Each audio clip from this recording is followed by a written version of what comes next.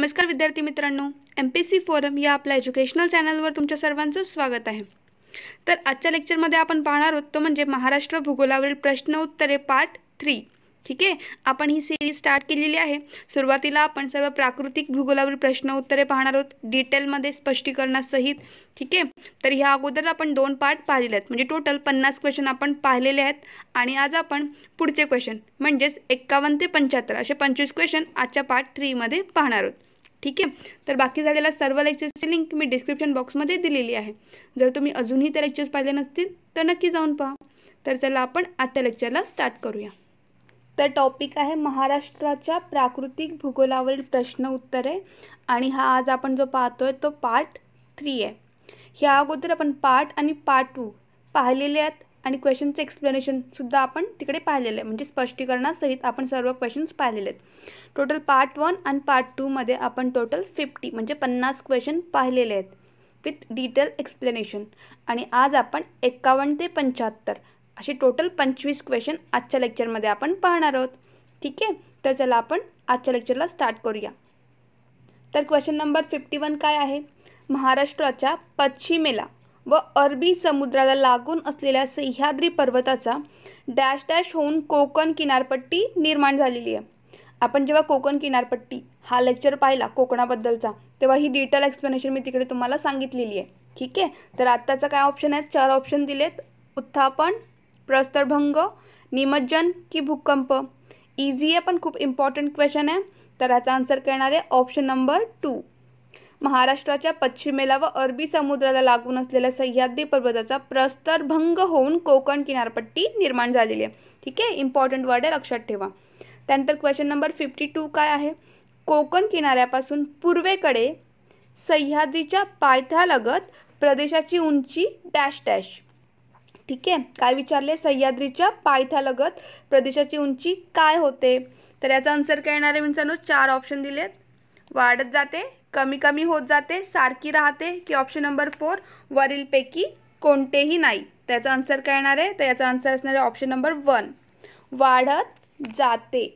ठीक आहे, कोकण किनाऱ्यापासून पूर्वेकडे सह्याद्रीच्या पायथ्यालगत प्रदेशाची उंची वाढत जाते। क्लिअर? आता आपण पुढे पाहूया। क्वेश्चन नंबर 53 कोकणची किनारपट्टी डॅश डॅश प्रकारची आहे। हा सुद्धा खूप सोपा क्वेश्चन आहे। ह्याचा आन्सर काय येणार आहे? कोकण किनारपट्टी ही रिया प्रकारची आहे। ठीक आहे, कोकण किनारपट्टी कशी आहे? तर रिया प्रकारची आहे। त्यानंतर कोकण किनारपट्टीजवळ डॅश डॅश येथे खनिज तेल साठा सापडल्याने औद्योगिक क्षेत्रात आमूलाग्र असा बदल झालेला आहे। ठीक आहे, तर याचा आन्सर काय येणार आहे? तर कोकण किनारपट्टीजवळ मुंबई हाय येथे खनिज तेल साठा सापडल्याने औद्योगिक क्षेत्रात आमूलाग्र असा बदल झालेला आहे। मुंबई हाय यालाच आपण काय म्हणतो? तर बॉम्बे हाय असेही म्हणतो, एकच आहे आणि यावर सुद्धा क्वेश्चन एकदा विचारला गेलेला होता। ठीक आहे, तर हा कुठे आहे? मुंबईजवळ पश्चिमेला जवळजवळ 176 किलोमीटर अंतरावर ही मुंबई हाय म्हणजेच बॉम्बे हाय ही विहीर आपल्याला दिसते। ठीक आहे, आणि केव्हा स्टार्ट झाली होती? तर 3 फेब्रुवारी, लक्षात ठेवा, 3 फेब ऑफ 1974 1974 मध्ये हे स्टार्ट झाले होतं। ठीक आहे, कोकण किनारपट्टीजवळ मुंबई हाय येथे खनिज तेलसाठा सापडल्याने औद्योगिक क्षेत्रात आमूलाग्र असा बदल झालेला। किती? तर 3 फेब्रुवारी 1974 रोजी हे सापडलेलं। क्लिअर? आणि त्यानंतर एक लक्षात ठेवा की इकडे ना आपल्याला खनिज तेल तसेच नैसर्गिक वायूसुद्धा उपलब्ध होतो आणि भारतातील खनिज तेलाचे जवळजवळ 50% उत्पादन आपल्याला इकडून मिळते, म्हणजे कुठून? तर बॉम्बे हाय या तेल क्षेत्रामधून मिळतं। ठीक आहे, इतकी इन्फॉर्मेशन लक्षात ठेवा, इम्पॉर्टंट आहे ही डेट, मोस्ट इम्पॉर्टंट 3 फेब्रुवारी 1974। आणि बॉम्बे हाय खनिज क्षेत्रामध्ये आपल्याला काय मिळतं? खनिज तेल तर मिळतोच, त्याशिवाय नैसर्गिक वायूसुद्धा उपलब्ध होतो। ठीक आहे, तर आता आपण पुढे पाहूया। त्यानंतर क्वेश्चन नंबर 55 दाभोळची खाडी डॅश डॅश जिल्ह्यात आहे। ठीक आहे, 4 ऑप्शन्स रायगड, रत्नागिरी, सिंधुदुर्ग की ठाणे।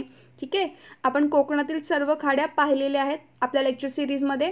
ठीक आहे, इम्पॉर्टंट आहे, आपण त्याच्यावर ट्रिकसुद्धा मी तुम्हाला तिकडे सांगितलेली आहे। ठीक आहे, त्याचा आन्सर काय येणार आहे? तर याचा आन्सर असणार आहे ऑप्शन नंबर 3 रत्नागिरी। दाभोळची खाडी ही रत्नागिरी जिल्ह्यामध्ये आहे। ठीक आहे, त्यानंतर क्वेश्चन नंबर 56 काय आहे?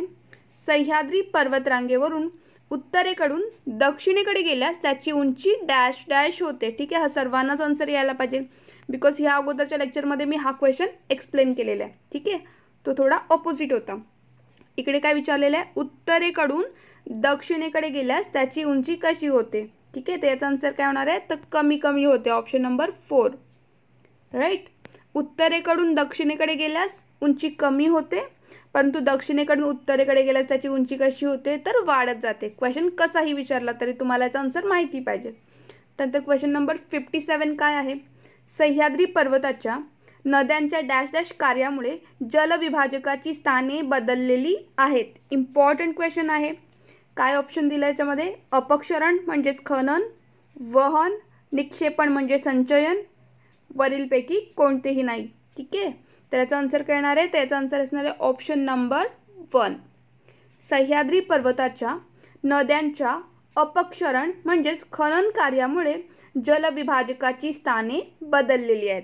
ठीक आहे, लक्षात ठेवा. त्यानंतर पुढचा क्वेश्चन पाहूया आपण. तर क्वेश्चन नंबर 58 काय आहे, महाराष्ट्रात नाशिकच्या उत्तरेस दुसऱ्या क्रमांकाचे कोणते शिखर आहे. ठीक आहे, डॅश डॅश शिखर आहे. 4 ऑप्शन्स दिलेत, सप्तशृंगी, त्र्यंबकेश्वर, सालेर की तौला. हा खूपच इम्पॉर्टंट आहे मित्रांनो. महाराष्ट्रातील शिखरे हा लेक्चर आपण बनवलेला आहे विथ ट्रिक आणि मॅप. मी तुम्हाला दोन्हीमध्ये सांगितलेलं आहे. ठीक आहे, तर तुम्ही तो लेक्चर नक्की बघा. मी तुम्हाला याच्यामध्ये डिस्क्रिप्शन बॉक्समध्ये त्याची लिंक प्रोव्हाइड करेल. ठीक आहे, तर याचा आन्सर काय येणार आहे, तर याचा आन्सर असणार आहे ऑप्शन नंबर 3 सालेर. महाराष्ट्रात नाशिकच्या उत्तरेस दुसऱ्या क्रमांकाचे शिखर कोणते आहे, तर सालेर. क्लिअर. आता पुढे जाऊया आपण. टोटल शिखराची ट्रिक कशी होती, फक्त मी ट्रिक सांगते इकडे.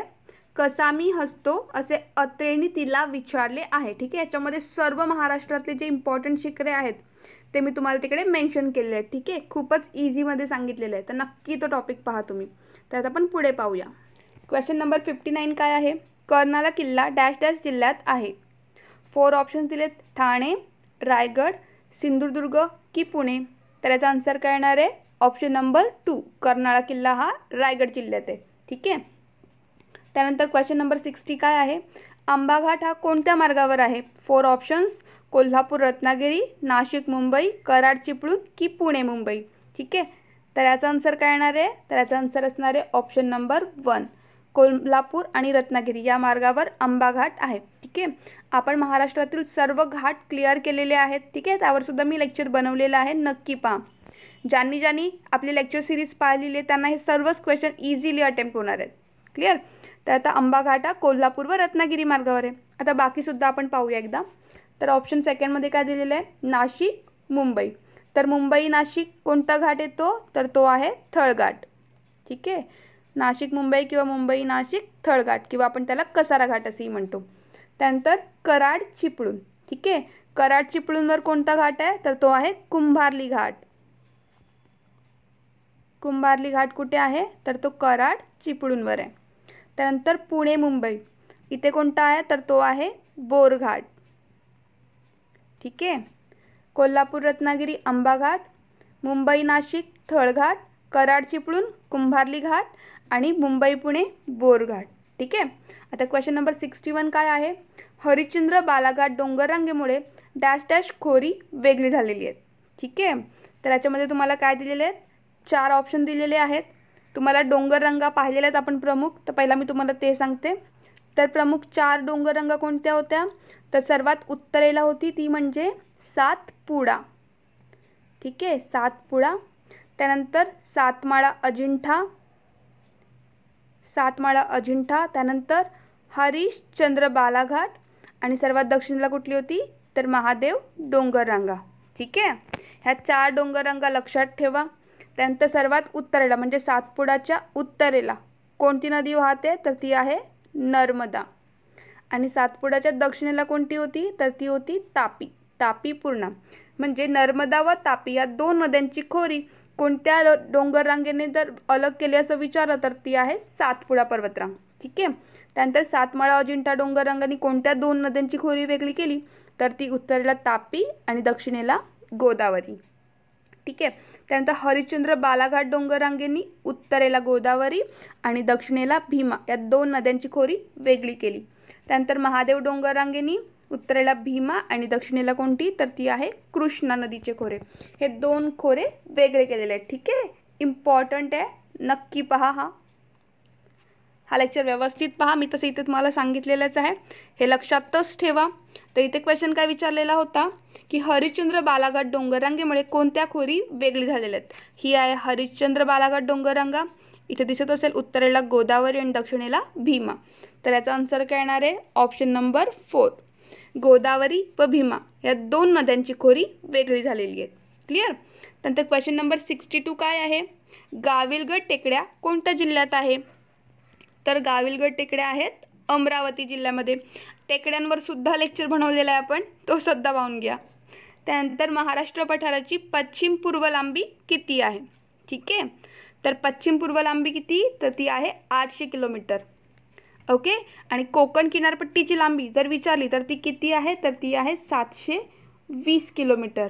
ठीक आहे. आणि पठाराची पश्चिम पूर्व किती आहे, तर ती 800 आहे.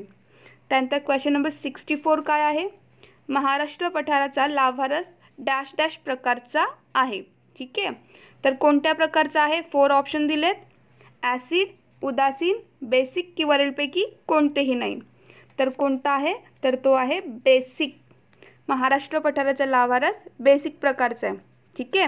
आणि हा महाराष्ट्र पठार कोणत्या खडकापासून तयार झालेला आहे असं जर विचारला तर तो कोणता आहे, बेसॉल्ट या अग्निजन्य खडकापासून तयार झालेला आहे. ठीक आहे. आणि कोणता लावारस आहे, तर बेसिक प्रकारचा आहे. ठीक आहे, इतकं इन्फॉर्मेशन पुरेसी आहे. आता आपण पुढे पाहूया. तर क्वेश्चन नंबर 65 काय आहे, मांजरा पठार डॅश डॅश आहे, म्हणजे कुठे आहे. ऑप्शन दिलेत, मराठवाडा भागावर, सातमाळा अजिंठा डोंगर रांगेवर, शंभू महादेव डोंगरांच्या उंचवट्यावर की अहमदनगर बालाघाट पठारावर. ठीक आहे, तर हे पठारे सुद्धा लक्षात ठेवा, ह्यावर सुद्धा मी लेक्चर बनवलेलं आहे. सर्वच टॉपिक आपण ऑलमोस्ट कव्हर केलेले आहेत ज्यावर क्वेश्चन विचारू शकतात. ठीक आहे, तर मांजरा पठार कुठे आहे, तर ऑप्शन नंबर 1 मराठवाडा भागावर आपल्याला मांजरा पठार पाहायला मिळतो. ठीक आहे. त्यानंतर क्वेश्चन नंबर 66 काय आहे, 66 आहे, तापी पूर्णा नद्यांच्या पात्रामधून उत्तरेकडील सातपुडा पर्वत आणि दक्षिणेकडील कोणती, तर सातमाळा अजिंठा डोंगररांगा डॅश डॅश सारख्या भासतात. ठीक आहे, मग अशी आपण पाहिले की तापी पूर्णा नद्यांचे खोरे कुठे आहेत, तर 2 रांगांच्या मध्ये आहे, सातपुडा उत्तरेला आणि दक्षिणेला सातमाळा अजिंठा. ठीक आहे, तर कशासारख्या भासतात, तर याचा आन्सर असणार आहे ऑप्शन नंबर 3 तीव्र कड्या. तापी पूर्णा नद्यांच्या पात्रामधून उत्तरेकडील सातपुडा पर्वत आणि दक्षिणेकडील सातमाळा अजिंठा डोंगररांगा तीव्र कड्यासारख्या भासतात. ठीक आहे, तीव्र कड्यासारखी. आता पुढचा क्वेश्चन पाहूया. क्वेश्चन नंबर 67 काय आहे, योग्य जोड्या लावा. क्वेश्चन काय दिला आहे, यादी 1 आणि यादी 2 इकडे शिखरे दिलेत आणि पुढे आपल्याला जिल्हे दिलेत, आपल्याला जोड्या लावायच्या. ठीक आहे, तर शिखरे मी तुम्हाला मगाशी सांगितले, खूपच इम्पॉर्टंट आहे हा टॉपिक, नक्की पाहतो आणि मी डिटेलमध्ये घेतलेला आहे तो. ठीक आहे, तर 4 शिखरे कोणती दिलेत आपल्याला, तोरणा, हनुमान, तौला आणि वैराट. आणि इकडे जिल्हे दिलेत, धुळे, अमरावती, नाशिक आणि पुणे. ठीक आहे, तर तोरणा कुठे आहे, तर तोरणा आहे पुणे जिल्ह्यामध्ये. राईट. त्यानंतर हनुमान, हनुमान कुठे आहे, तर हनुमान आहे धुळे जिल्ह्यामध्ये. राईट. त्यानंतर तौला, तौला कुठे आहे, तर तौला आहे नाशिक जिल्ह्यामध्ये. आणि वैराट कुठे आहे, तर तो आहे अमरावती जिल्ह्यामध्ये. राईट. त्याचा आन्सर कुठला येईल, तर याचा आन्सर असणार आहे ऑप्शन नंबर 3. ओके, तोरणा शिखर पुणे जिल्हा, हनुमान धुळेमध्ये, तौला नाशिक आणि वैराट अमरावती. ऑप्शन नंबर 3 याचं आन्सर असणार आहे. तर पुढे पाहूया आता. क्वेश्चन नंबर 68 काय आहे, दख्खन पठारावरील पठारांच्या योग्य जोड्या लावा. दख्खनवरील पठारांच्या योग्य जोड्या लावा. इकडे सुद्धा आपल्याला जोड्या जुळवायच्या आहेत. आपल्याला यादी 1 मध्ये पठारे दिलेले आहेत आणि यादी 2 मध्ये काय दिलेत, तर ते जिल्हे दिलेले आहेत. ठीक आहे, तर 1 मध्ये कोणकोणती पठारे दिलेत, सासवड पठार, औंध पठार, मालेगाव पठार आणि ड आहे तोरणमाळ पठार. ठीक आहे, आणि इकडे 2 मध्ये नाशिक, पुणे, नंदुरबार आणि सातारा हे 4 जिल्हे दिलेले आहेत. ठीक आहे, तर जोड्या कसे लागणार आहेत, सासवड पठार कुठे आपल्याला मिळतं पाहायला, तर सासवड पठार आहे पुणे जिल्ह्यामध्ये. त्यानंतर औंध पठार, औंध पठार कुठे आहे, तर ते आहे सातारा जिल्ह्यामध्ये. त्यानंतर मालेगाव पठार, मालेगाव पठार कुठे आहे, तर नाशिक जिल्ह्यामध्ये आहे. आणि तोरणमाळ पठार कुठे आहे, तर तो आहे नंदुरबार जिल्ह्यामध्ये. क्लिअर.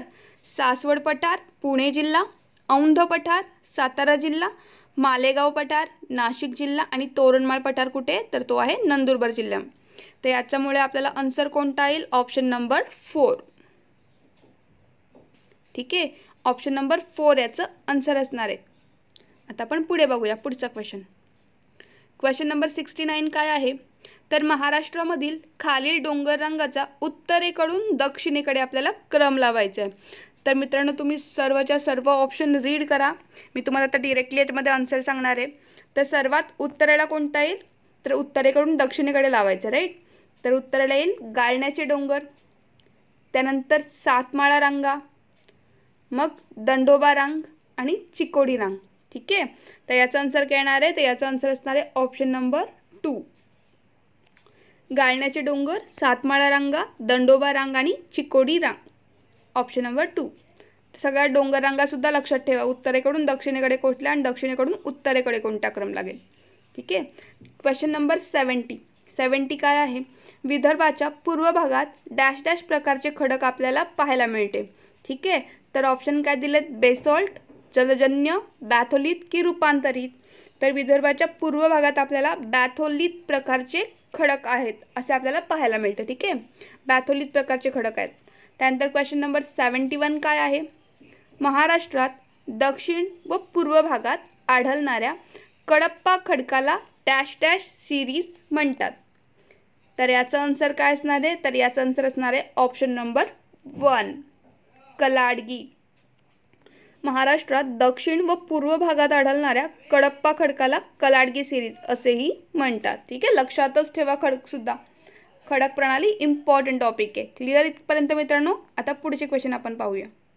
क्वेश्चन नंबर 72 काय आहे, पूर्व पश्चिम दिशेने डॅश डॅशमध्ये नद्या वाहतात. पूर्व पश्चिम विचारले, खानदेश, पश्चिम महाराष्ट्र, मराठवाडा की पूर्व विदर्भ. तर काय आन्सर असणार आहे, पूर्व पश्चिम म्हणजे खानदेशमध्ये या नद्या वाहतात, पूर्व टू पश्चिम. ठीक आहे, तर खानदेशमध्ये कोणकोणते जिल्हे येतात आपण पाहिलेले आहेत.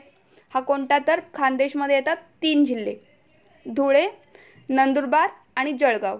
हे 3 जिल्हे येतात खानदेशमध्ये. ठीक आहे, आणि मग कोणत्या नद्या पूर्व टू पश्चिम वाहतात, तर ते एक तापीपूर्णा नदी आहे आणि एक आहे नर्मदा नदी. क्लिअर, आपण ही सर्व नदी प्रणाली व्यवस्थित ईच अँड एव्हरी रिव्हर डिटेलमध्ये पाहिलेली आहे. क्वेश्चन नंबर 73 काय आहे, महाराष्ट्रात डॅश डॅश नदीला सर्वात जास्त उपखोरी आहेत. खूपच इझी क्वेश्चन आहे. ह्याचा आन्सर असणार आहे ऑप्शन नंबर 2 गोदावरी नदी. महाराष्ट्रात गोदावरी नदीला सर्वात जास्त उपखोरे आहेत आणि ही महाराष्ट्रातील सर्वात मोठी नदीसुद्धा आहे. ठीक आहे, 668 महाराष्ट्रामध्ये त्याची लांबी आहे.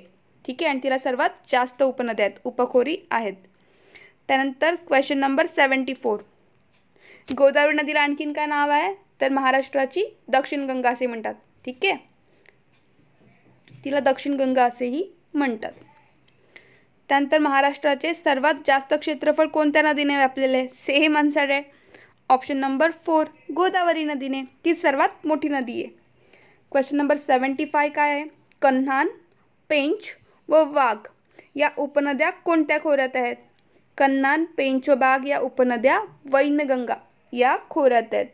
ठीक आहे, वर्धा, वैनगंगा, पैनगंगा सर्व नद्या इम्पॉर्टंट आहेत. ह्यावर सुद्धा लेक्चर आपण बनवलेलं आहे, पहा नक्की पहा. सर्व नद्या आपण तिकडे कव्हर केलेल्या आहेत. तर कन्हान, पेंच व वाघ या वैनगंगा नदीच्या खोऱ्यात आहेत. ठीक आहे, तर नद्या तसेच त्यांची उपनद्या ते सुद्धा तुम्हाला लक्षात ठेवायचे आहेत. प्रमुख उपनद्या, याशिवाय डावीकडून कोणत्या आहेत, उजवीकडून कोणत्या आहेत, हे सर्व डिटेल्स तुम्हाला लक्षात असायला हवी. शिवाय या नद्यांवर कोणते प्रोजेक्ट्स आहेत, त्यांचे संगम कोणते आहेत, हे सगळं आपण घेतलेलंच आहे. ठीक आहे, एकदा फक्त ते लेक्चर्स बघा. तर आजचे आपण 75 क्वेश्चन्स कव्हर केलेले आहेत. टोटल 25 क्वेश्चन आजच्या लेक्चरमध्ये पूर्ण करायचे होते, ते आपण डिटेलमध्ये पाहिलेले आहेत. पुढच्या लेक्चरमध्ये आपण पुढचे 25 क्वेश्चन पाहणार आहोत, म्हणजे 76 to 100. ठीक आहे, तर मित्रांनो, ह्या लेक्चरमध्ये तुम्हाला काही डाऊट असेल किंवा तुमचे किती क्वेश्चन याच्यामध्ये राईट आले नक्की मला कमेंट करून सांगा. ठीक आहे, तर मित्रांनो, तुम्हाला हा लेक्चर आवडला असेल, यूजफुल वाटला असेल तर लाईक आणि शेअर करायला विसरू नका आणि अशाच लेक्चरसाठी आपल्या चॅनलला नक्की सबस्क्राईब करा. तर भेटूया पुढच्या लेक्चरमध्ये. थँक्यू.